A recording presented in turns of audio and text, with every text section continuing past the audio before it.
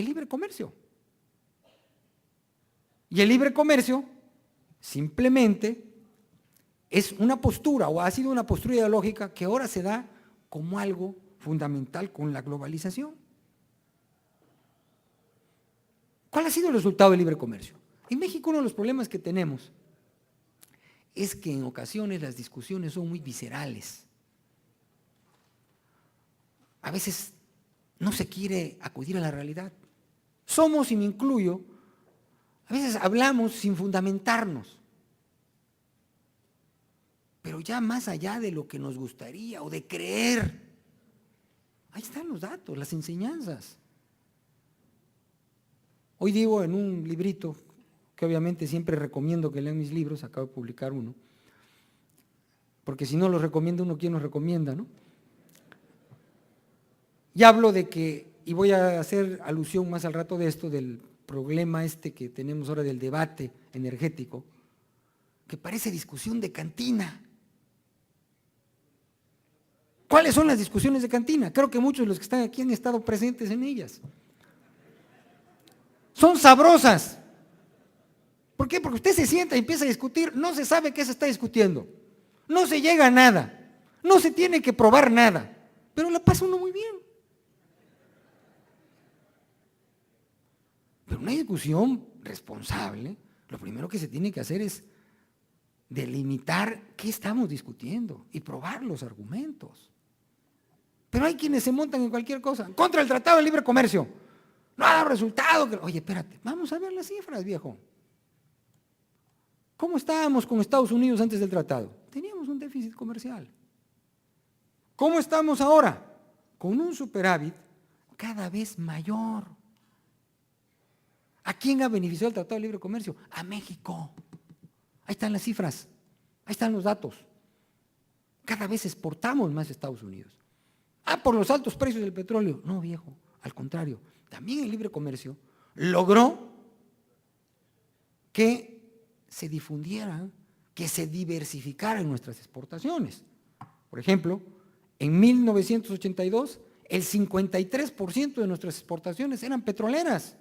En el 2007, a pesar de que subieron los precios del petróleo, nuestras exportaciones al exterior petroleras solamente son el 16%.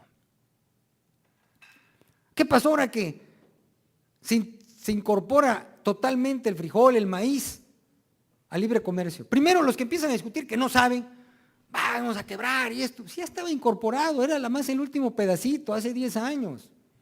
Pero sabemos que hay grupos que se montan en todo. Ahí me decían ahorita ahí, ¿qué opina usted de la iniciativa que acaba de mandar Andrés Manuel al Congreso?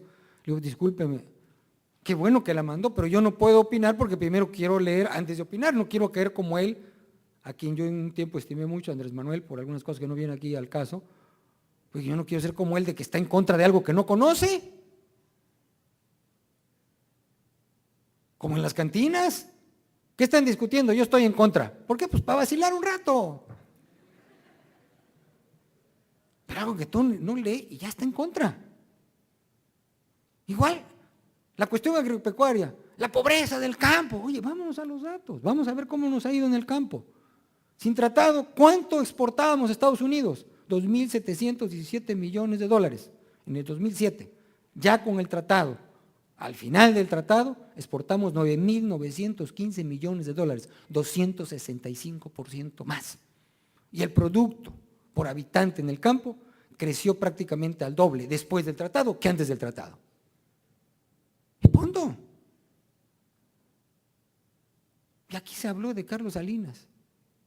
¿Nos cae gordo mal Salinas? Sí. ¿Qué sangrón era Salinas? Sí. ¿Qué tipo? Pero también tenemos que decir que él fue de los que hizo muchas cosas positivas en la economía. Él fue el que introdujo el Tratado de Libre Comercio. Y hay otros que eran simpáticos. Hay veces que en la historia, yo les pregunto, pasaba Echevarría, mal. Pasaba López Portillo, todos lo odiaban.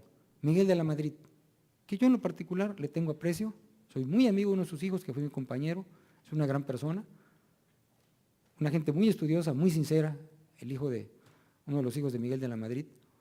Y no se trata de hablar mal personalmente. Precisamente cuando yo veo a don Miguel, que lo he visto, don Miguel, lo saludo con cariño.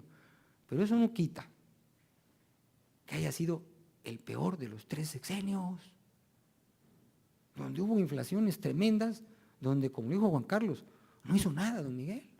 Y a veces el no hacer nada es dejar que las cosas empeoren.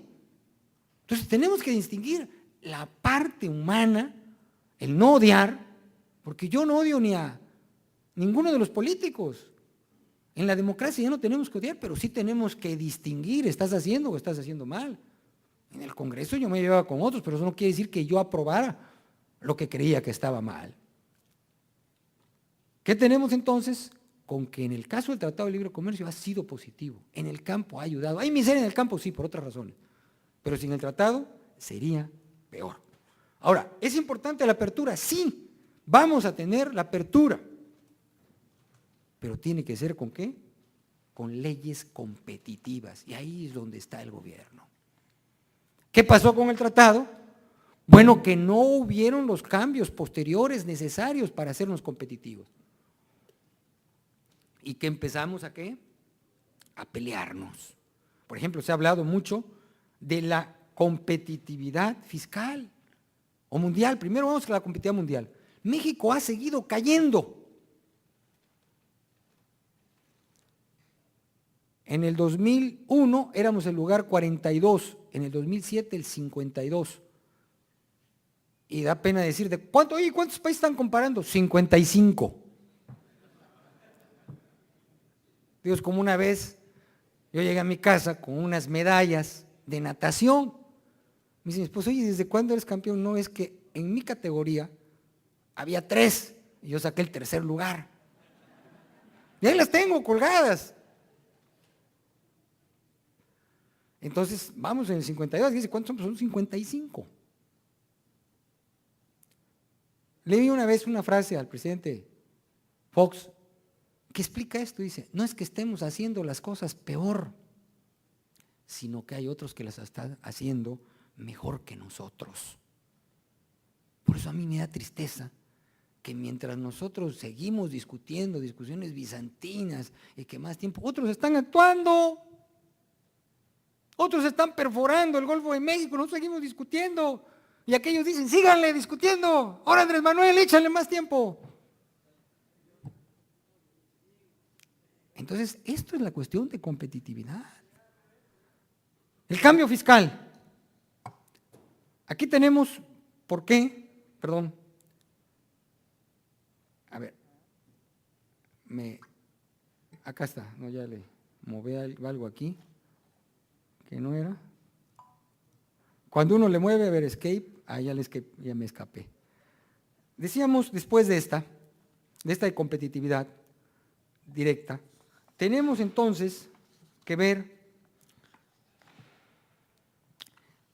que esta competitividad va en lo que podemos decir una inversión extranjera directa. ¿Cómo se refleja esto? Ya hay datos, ahorita los vamos a ver, en donde los inversionistas van en los países más competitivos. En México, el año pasado se recibieron 23,000 millones de dólares de inversión. ¿Es una cantidad alta? Sí. Pero Brasil, que antes recibía menos, ¿ahora qué? Ahora recibe más dinero. ¿Qué quiere decir? Que Brasil está haciendo las cosas mejor que nosotros. China, a pesar de que está lejísimos, si le aumentamos China y que ahora es Hong Kong, recibió el año pasado 136,000 millones de dólares de inversión extranjera. Y quiero decirle que los chinos no son gente de otro mundo, porque siempre dicen, malditos chinos, desgraciados chinos. Yo le decía a unos, ojalá un día digan, malditos mexicanos, desgraciados mexicanos, nos están quitando el mercado. Si nosotros tenemos un poco de memoria, antes eran, ¿se acuerdan? Los japoneses, desgraciados japoneses, después desgraciados coreanos, después de Hong Kong, ahorita es China y después va a ser la India. ¿Qué es lo que tienen esas gentes? Bueno, es una serie de factores. Tienen muchos de estos países competitividad, ¿qué? Fiscal.